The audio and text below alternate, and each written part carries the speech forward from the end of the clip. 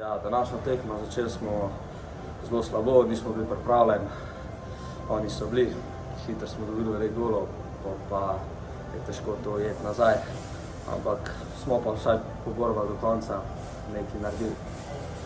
Kar se pa tiče turnirja, super, skozi tekmo smo rastali, razen to zdaj na koncu. In ja, jaz sem ponosen, da smo ostali tle noter. Ja, kar se tiče današnje tekme, malo grenkega priokusa ostaja. No? Videli smo, da so Norvežani res dobri, individualno močni. Še vedno sem mnenja, da če bi bili taki, ki znamo biti, bi bilo mogoče malo lažje. So bili pa Norvežani, ja, individualno, njihove sposobnosti in fizične, in drsalne, in skillsa res na najvišjem nivoju na tem turnirju. In če nisi ta prav, če nisi takšen, kar smo se pogovarjali,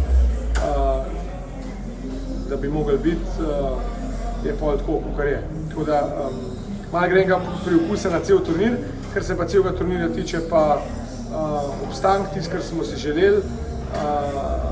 Tudi fanti za tiste 4 tekme pa pol tekme s Francozi absolutno ne take, ki bi mogli biti, ampak smo bili taki, ki moramo zgledati, če hočemo biti rezultatsko uspešni. Zato jim čestitam tudi za obstank, ker je bil na koncu tudi cilj. Tako da smo lahko zadovoljni, absolutno.